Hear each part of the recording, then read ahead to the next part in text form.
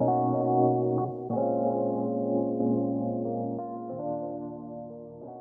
everyone who is here, I am an African-American man who is wearing glasses, a blue and white striped shirt, and a white hat with blue around the brim. I am deeply humbled and excited that you are here to join us on day 2 of Lincoln Center Activate. I really hope that our conversations around the concept of radical welcoming has spoken to your heart and soul and made you feel like you are right here with us on campus. We are beyond excited for your presence. Today, we're having a conversation under the larger umbrella of radical welcoming, of this idea of teaching as a performance art.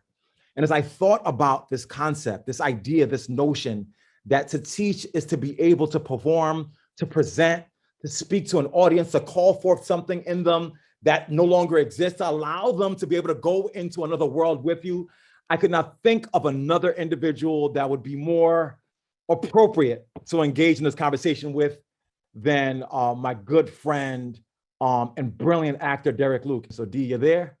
Yep, I'm here. Yeah, so there's something that you do with those roles that strikes up something in the imagination and the soul of the listener. And I think as a teacher, that's what we want to do. What are your thoughts on that connection between your work as an actor and the craft and science of teaching? Oh man. Wow. First of all, this is always a tremendous honor to speak to and about anything that I get to do. For so long that I felt like I was in in the shadows, and I would sort of have these affirmations that I would do. Like I would go outside my house and I would say, well, one day someone will know me. One day someone will recognize me. And it's almost like I started from the end to the beginning. And I'm just trying to express the gratitude, and I want to express gratitude to my wife because she loves to pour out, and pouring out was something that I found out that I love to do. It's fulfilling. But as you were talking, one of the things in a rule of cinema is that when you're playing a character, whether good or bad, it's probably easier to love a good guy. But when you're dealing with a villain, one of the things that come to my heart is they say that you have to respect or love the person you're about to portray. Because if you don't respect that person, it becomes a constraint to your soul. And it's like whether you're playing a villain or a good guy, you may sort of differ or oppose their beliefs. But it's at that moment, it's not about your beliefs against theirs. It's about understanding the person.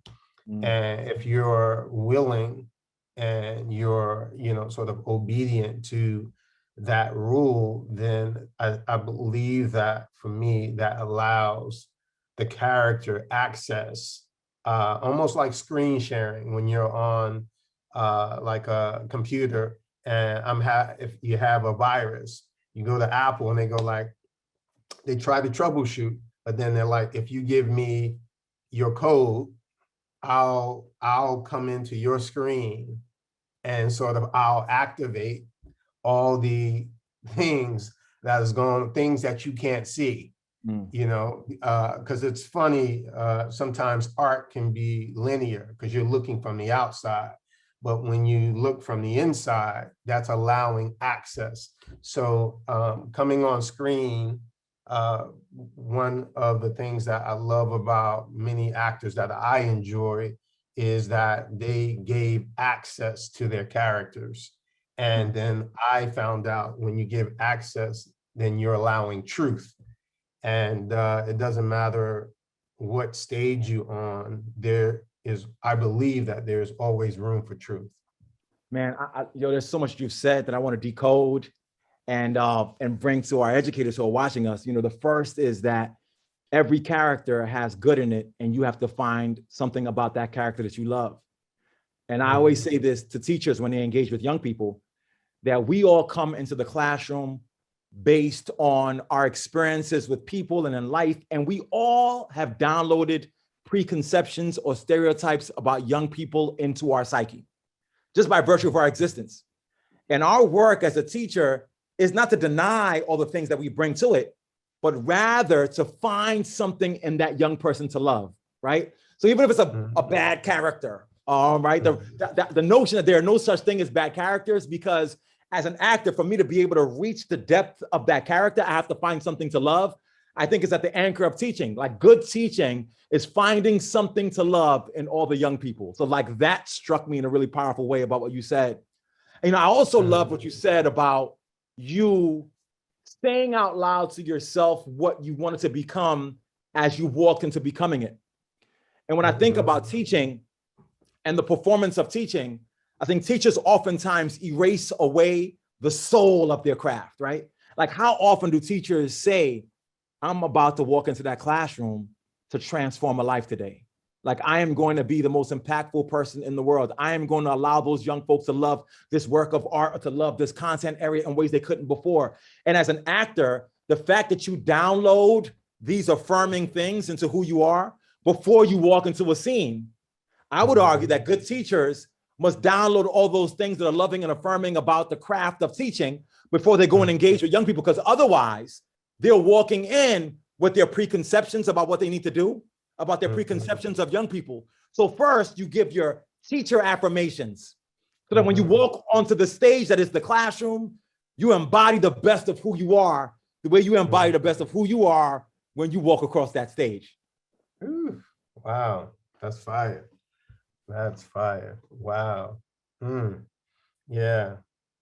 Wow. And so, like, I have questions, bro. Like, I don't know, you could jump back in, but I got questions galore. Okay. The first question I would ask is that when I look at that sizzle reel and I look at the body of your work, right?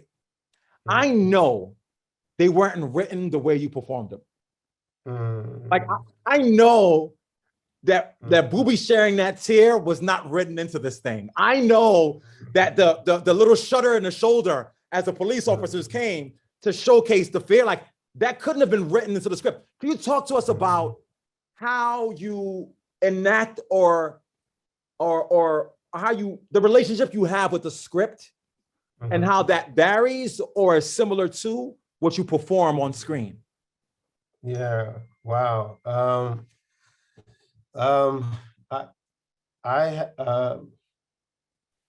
I had a conversation with one of my colleagues, because it's so interesting that how different we all are. It's almost like it reminds me of the fingerprint, that how unique a fingerprint is. One of my other friends, he's actually a musician, and he said to me, he said, Derek, one of the things that I love to do or create is music. And he was saying to me that, there are sometimes one of the hindrances to the move of what I'm trying to do is people are anticipating something that I'm creating. And he related it to movies. And he said, people spend time trying to put their heart and suspense inside of the trailer to capture you. And as like a musician, he was talking about the element of surprise. And so it's the same, bro, are you still there?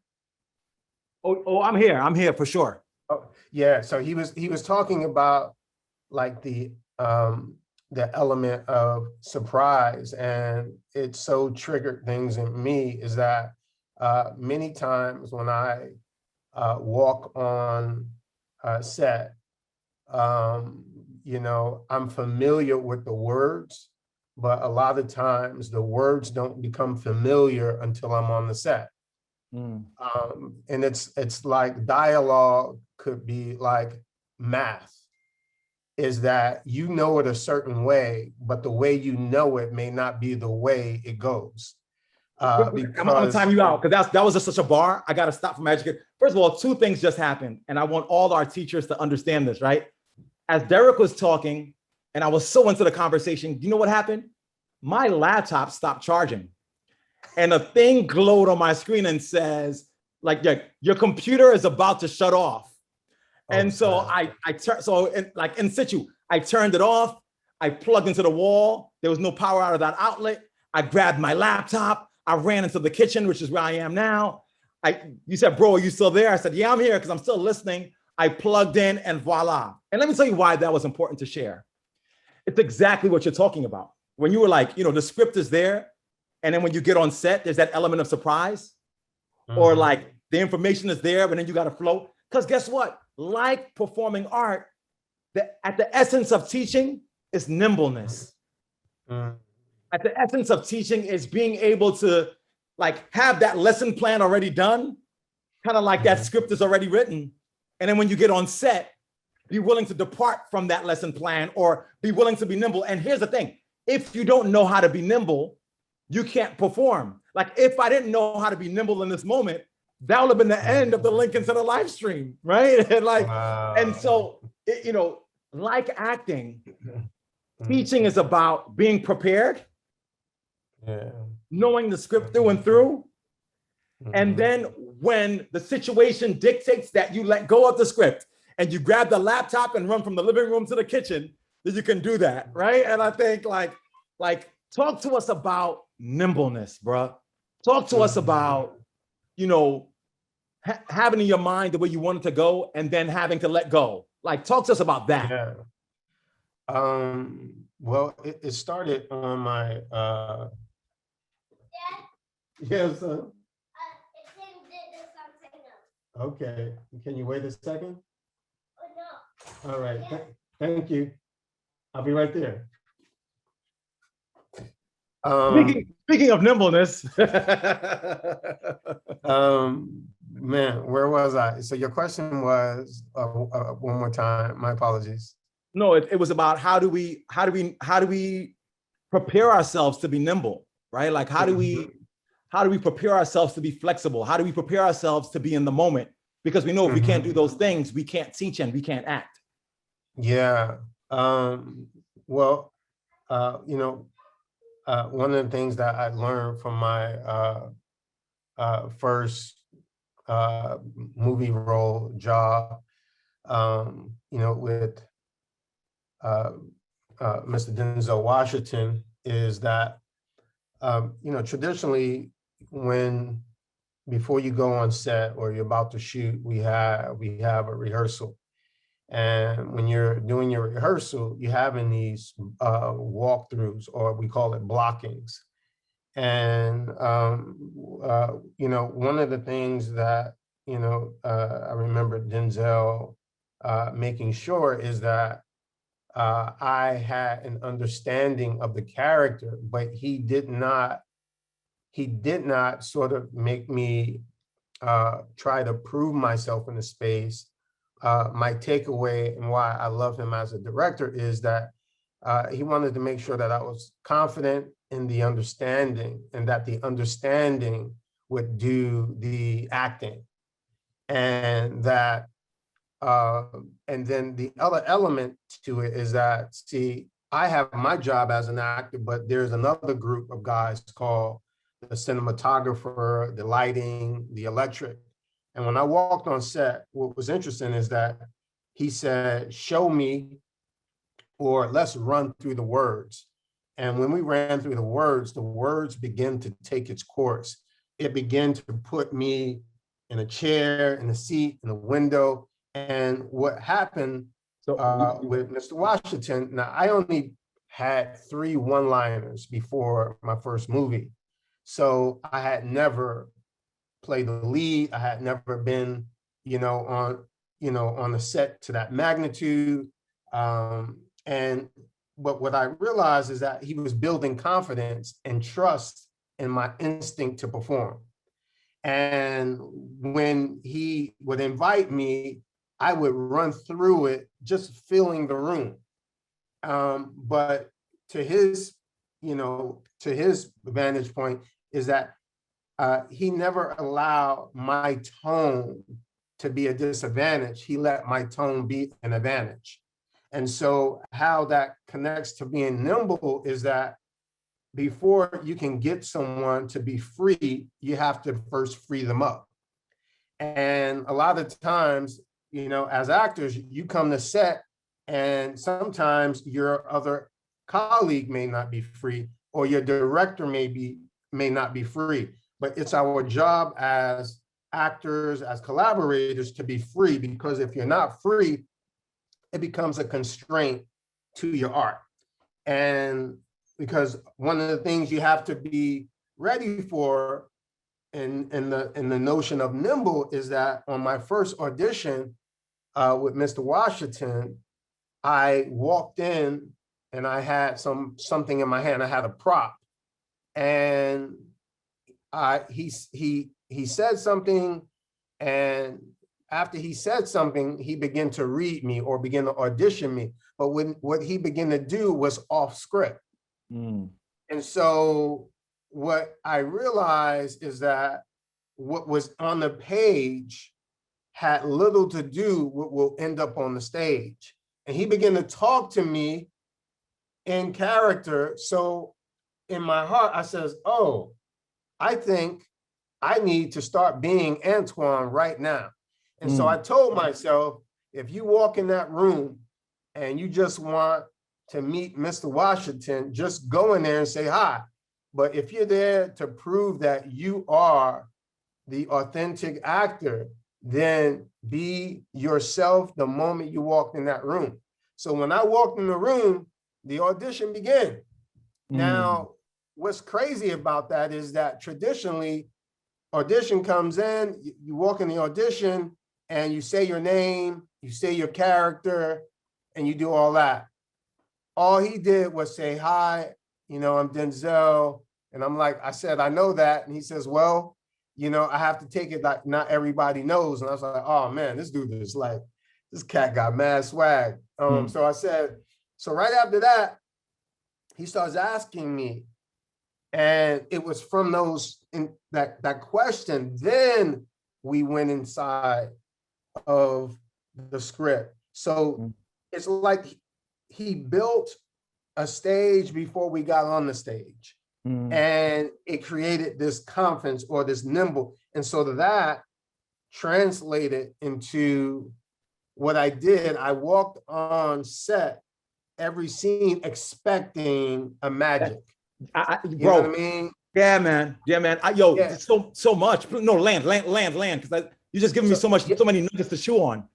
Yeah, so I went, and so now what's strange is when I go to a set and the portal or magic is not suggested or it's unfamiliar, then that becomes it's like my son. When I take him places, he first thing he looks for is the nimbleness, or he looks for a kid in a room. If there's no kid in the room, he asks for his iPad because he likes that socialization.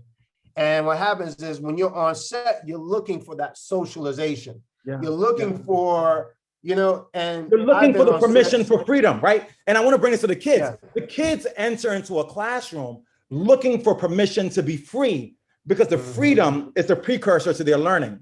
So they walk in and they're like, okay, can I be myself? Can I learn here? Kind of the same way that Denzel Washington created the conditions to allow you to be free by just engaging with you. That's the teacher's job, right? See, you're a phenomenal actor.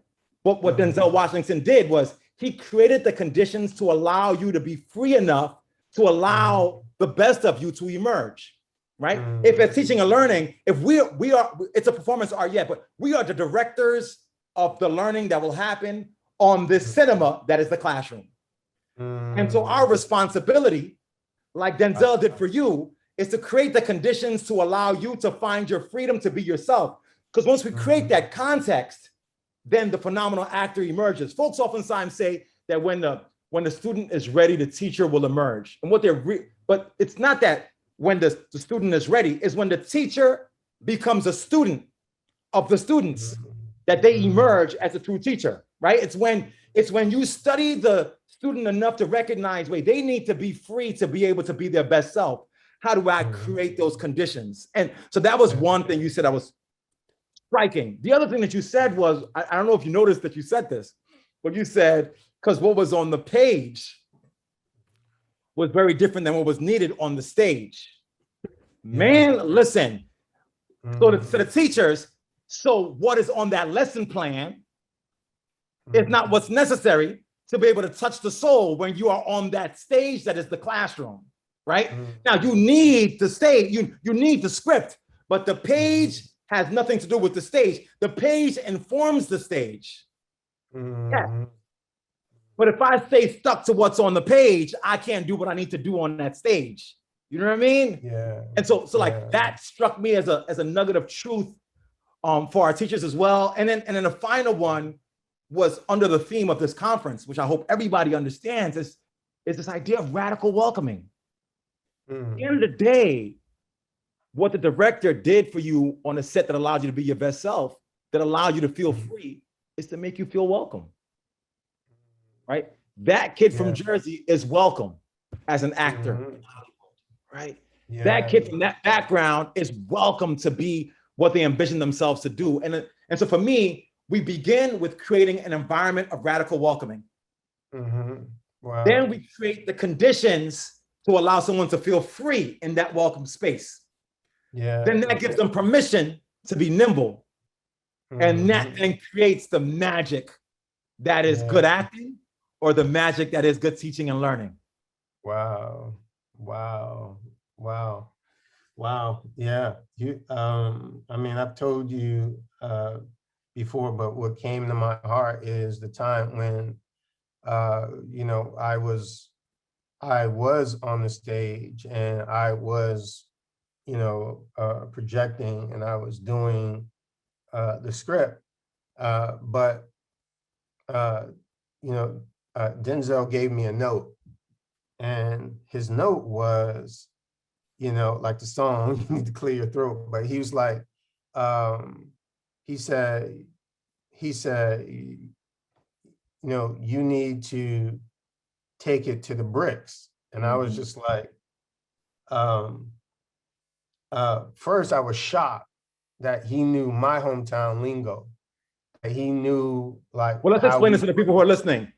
Yeah. D is from Jersey City, you know what I mean, Newark, all that. And the slang for that area is called the bricks. Because I know folks might not be familiar. So he's from the bricks in Jersey, you know what I mean? So go ahead. Yeah. So I'm on set and he was like, look, he was like, yeah, I see like what you're doing. But he said, like, you need to take it to the bricks. And I'm like, what?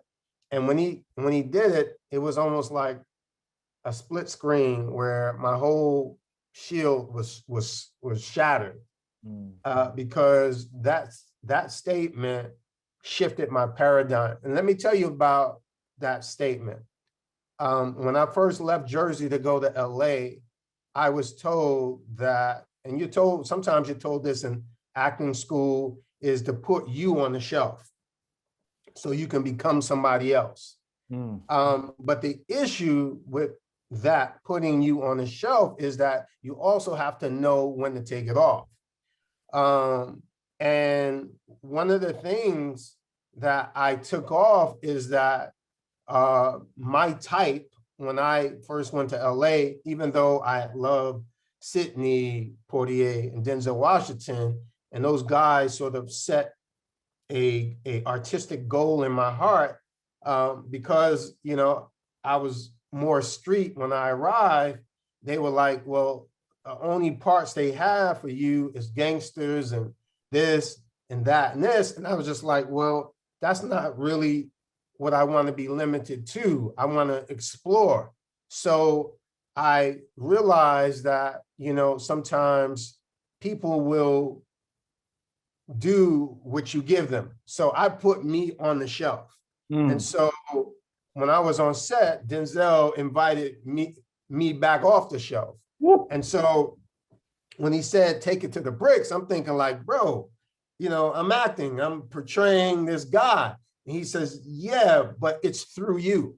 You have to channel it through you. And That now you are the portal for your best self. That's a bar, bro. Woo. Yeah, he was trying. And so I didn't see it. I thought, you know, like, you know, how dignified Mr. Portier is and how, you know, astute, you know, Mr. Washington can be. I thought, then when he said it, I started thinking about who I would be in that situation. And then he was like, that's it. And when that trigger hit, opposed to trying to do a formula or trying to do something you learned or heard as technique, technique is really you taking it, like my grandmother would take ingredients that was in the box. And man, she would add certain things. And I'd be like, Grandma, what's in that cake? She's like, and she would just wink. You know what I mean? Like she remixed the whole cake ingredients and she used it as a base, but the goal was love. And she said, now I know what you love. I put love in it. And so when I'm performing, I'm thinking about love. I'm thinking about the compassion. I'm thinking about voice. So when you teach, you got to teach with love. You got to teach with compassion. And if you don't teach with compassion, 9 times out of 10, kids will tell you first, that food tastes nasty. I don't like that food. You know what I mean? And because if you cook vegetables right, they'll eat it. If you cook whatever you cook, if you cook it with love, it tastes good. It don't matter what you make. If you put love in it, if you put love in it, it's fire. Teaching for many young folks don't taste good, but they know when that teacher loves them. And it's funny because my wife and I was just, you know, a couple of days ago, we were just lounging and I was just looking at her. She was eating, I forgot, she was eating something, but she just was like having this internal dialogue. And I'm like, babe, when did you start eating such and such? And she says, well, my grandma's house used to smell like food. You know what I mean? And so when people come into your classroom or come on your set, there's a spiritual scent that they smell, a welcoming, a love, a compassion, an ingredient that makes it conducive for learning. You know, yo, bro, you was preaching, bro. And I just want to give a couple shout outs. First of all, Destiny, who's in the chat, had this lyric by Andre 3000 that says, you could plant a pretty picnic, but you can't predict the weather, Miss Jackson. And I think that is at the essence of teaching and learning. And there were questions about radical welcoming from administrators, from my cousin, Clavis Anderson, and I want to talk about that. And then I want to talk about something that you said that a lot of folks take as metaphorical that I want to make literal. When they're like, it smells like my grandma's house, or it feels good. I think in teaching and learning, we oftentimes make things that should be tangible and practical abstract. Like, does it smell like home? That's not metaphorical. It's an intentional question. I asked, what does your classroom smell like? You know, we've created this classroom. There's going to be an event on Friday here at Lincoln Center where I work with a team to create a post-pandemic classroom. And we're like, yo, does a classroom smell like vanilla when the kids need to feel welcome? Does it smell like peppermint when they need to be focused? Let's not relegate that to the abstract. Let's make that tangible. And then you said something about your authentic self. And listen, I don't wrote a whole book on it, bro. Ratchetdemic. Ratchetdemic. Here's the thing I want all educators to understand. The secret sauce to your effectiveness as a pedagogue, much like the secret sauce to who Derek was on that script, was when he took it to the bricks. And we all have our bricks. We all have our ratchet. And I'm saying to you, you've got to find your raw, unapologetic, expressive, visceral, authentic self that you put on the shelf when you took your teaching credential. And I'm saying to you that self is the bricks. You got to lead with your authentic self before you can be effective to young people. The portal to your effectiveness as a pedagogue The portal to your effectiveness as an actor is your understanding of and welcoming, radical welcoming of your authentic self. Because if you don't know you, you can't help no young children get free. Yeah, that's fire, man. And you know, that's how I felt like when I went to Colombia. It was, I heard about you know, the name, the prestige. I remember hearing Lauryn Hill when I was in Jersey. I remember hearing like an article about her going to Colombia. And even though Colombia wasn't in my sight, because she was at Columbia, she mentioned Columbia. I said, man, like, well, Columbia is hip hop, you know? But listen, I work there, fam. It yeah, ain't. but what's interesting is that Columbia, no different than Rodeo, Fifth Avenue, is that, you know that these stores like are amazing, but usually the real issue is not you viewing the merchandise, it's the people that are working next to the merchandise. The marketing. And they make it not tangible. And there's this aroma and education that needs to be sifted out. And so what I loved about you, and not necessarily the institution of learning, and what I love is that you made me want to figure out what is my authentic voice. You made it okay for me to go, you know what? I would love to expand my vocabulary or my mind, but be me. And many times in many spaces, we don't have that. Sometimes you don't have it sometimes on movie sets. You have to come loaded. You have to come built up because other people are not built up. They're very formulaic.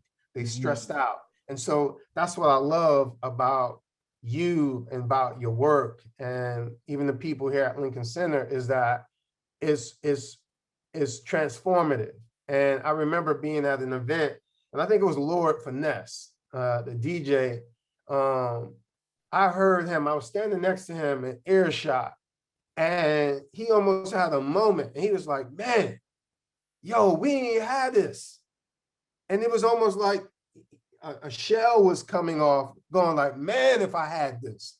Yeah. If I had this, like I have this here, but if I had that, if I had someone to sort of show me and say, be you, and show me what be you is, that it could have been a little more to me, you know, not that he's not who he is, but he was just like, man, if I had somebody to walk me through Columbia with swag and boldness from my neighborhood, that would have transformed me. And so that's why, like, I'm excited about, you know, this activate, because it's about activating the purpose, the potential, the dream, the language, the skill in everyone. And you got to be sensitive to do that. Bro, like, you know, I'll say this, you know, what we're trying to do at Lincoln Center Education as a team and as a family of thought leaders and educators and artists and art educators is exactly what you said.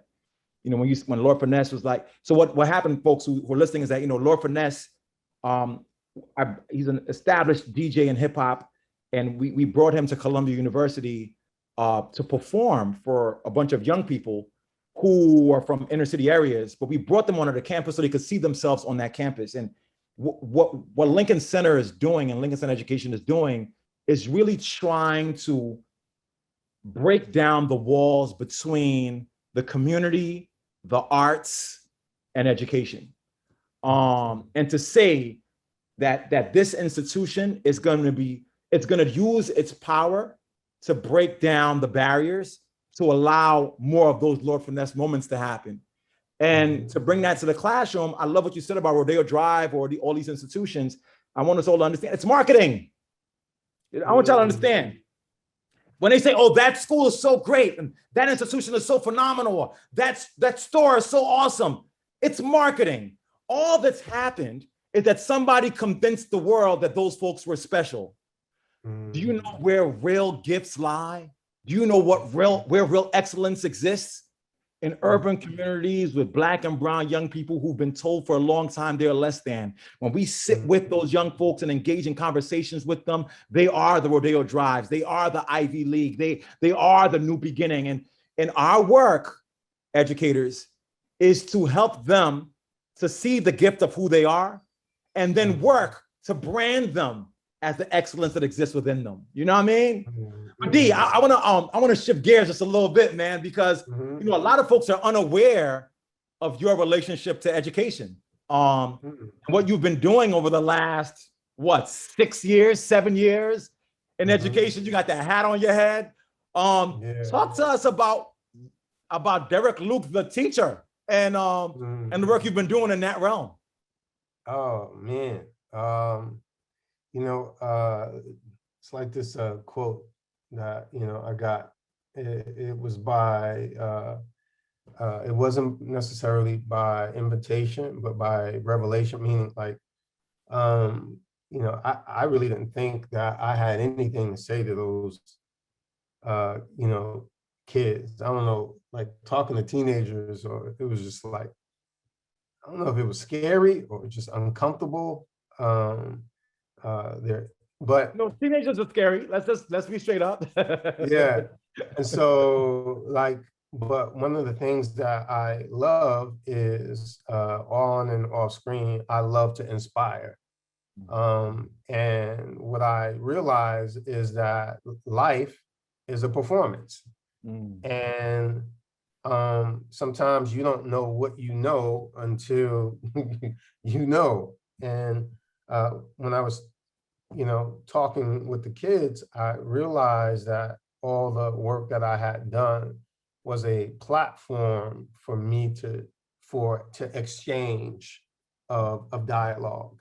And I realized that they were brilliant. And I realized that, even though I don't talk a lot about it, but like as an actor, I get to go to different states, different cities, different countries, and do the work. And it's very interesting, like how you perceive, like when you put on sweats and you're in a different neighborhood, and because you're an actor, you're given, let's say, this allowance to live.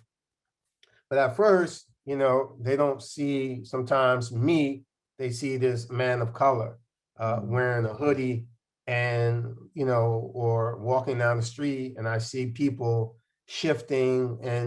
And so it became this love that when I went back into the neighborhood, I wanted them to know how it felt to come out of a hotel on Central Park East, West, and come down and somebody says, "Hey, Mr. Luke, your car is ready."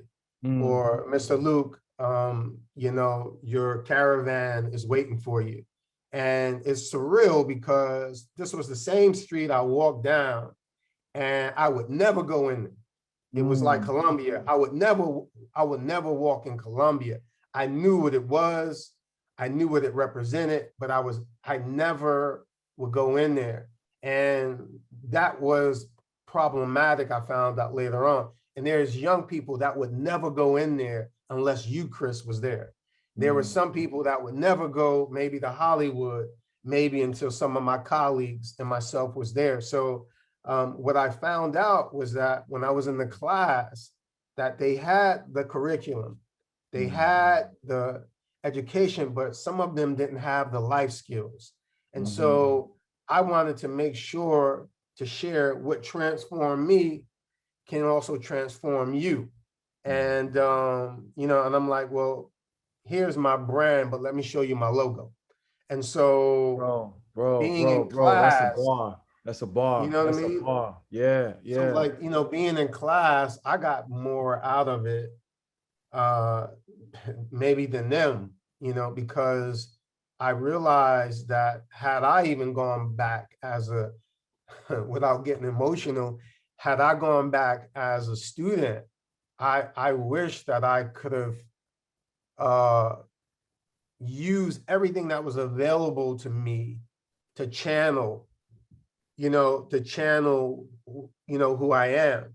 And so, acting is all about dialogue. It's about words. It's about perception. It's about how you absorb things. And the gift is here, but I believe that there are things that educators have as an exchange of commerce that allows me to be my best self in those spaces. And I so, love the idea of exchange, and I love the idea of looking at teaching and learning not as you getting young folks to get somewhere, but rather an opportunity to be able to give to them and they give back to you. One thing I always say is, I'm getting older now, what I mean? Past 40, we getting up there in age. And I always tell folks like, I'm getting older, but I'm as youthful as ever before.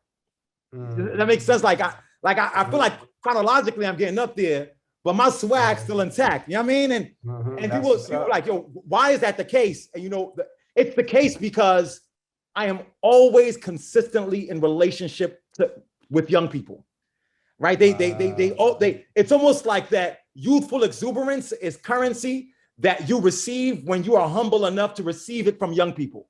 And the best teachers never get old. You know what I mean? Like the best teachers are always on point. They're always with it. They always know what's going on. They learn more, they're older, but their youthfulness is perpetual.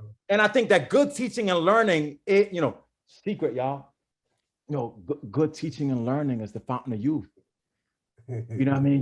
You're youthful forever when you're humble enough to exchange with young people.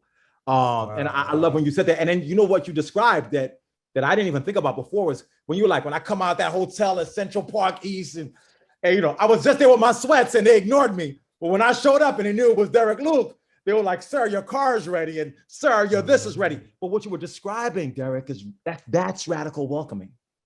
Radical welcoming is when you know that even if I don't deserve it, even if I wouldn't have gotten it in the other outfit, right now, I know that everything around me revolves around and centers me, and I become better for it. And that's why we are talking at Activate about radical welcoming in the classroom. Because that feeling when you came out of that hotel and they said your car was ready and they said, come on in, and you're like, woo, they are all catering to me.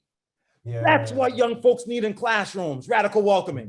That I walk into that classroom and I feel like, whoa, this teacher is here in service of me. This environment was curated for me to be happy. There is art on this wall because they see me as valuable. And if every young person felt radically welcome.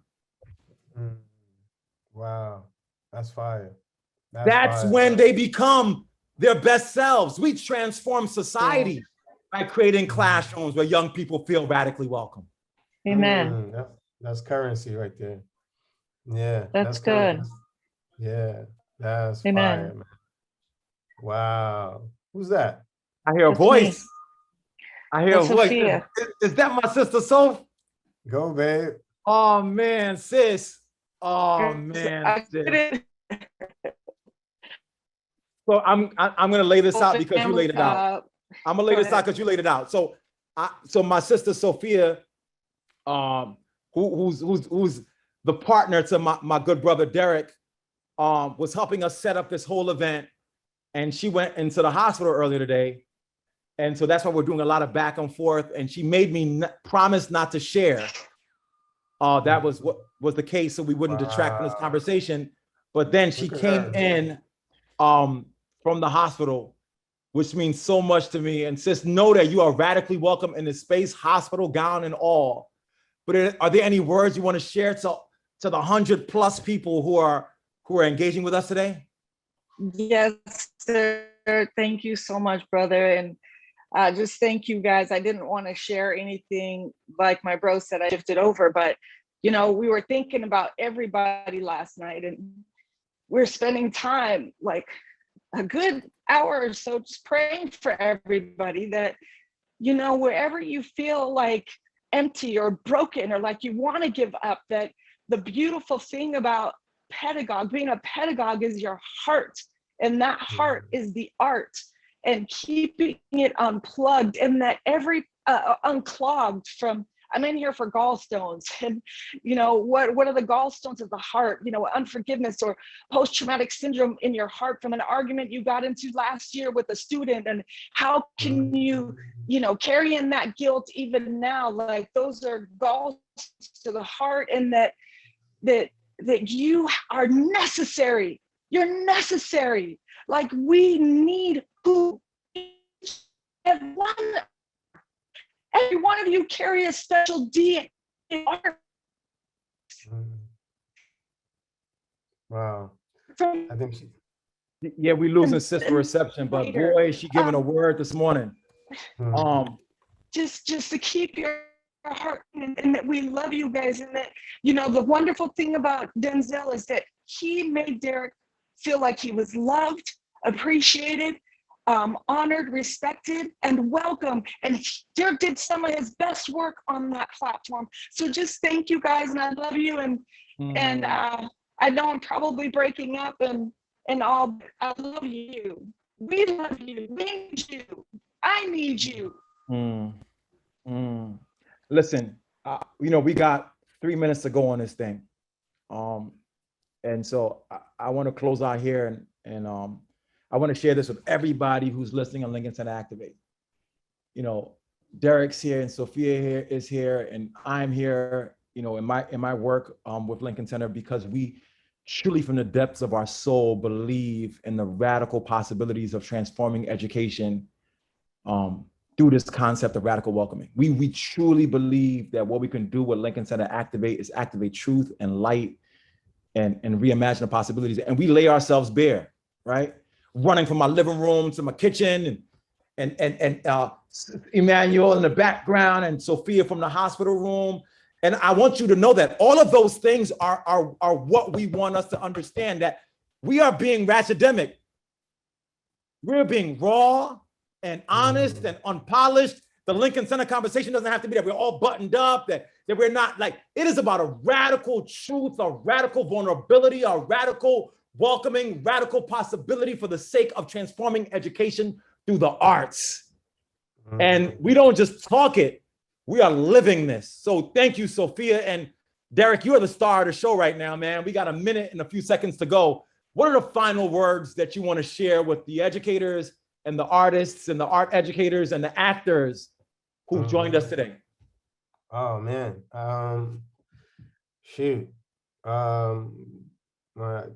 It made me think about my wife. The reason why it made me think about my wife, it makes me think about sort of a proverb that suggests that how can you walk together unless you be in agreement? And I think everybody needs a co-teacher, whether that co-teacher is a cheerleader, whether that co-teacher encourages or helps or partners in some way. Everybody needs a co-teacher. And I'm echoing what my heart said about love, about self-care.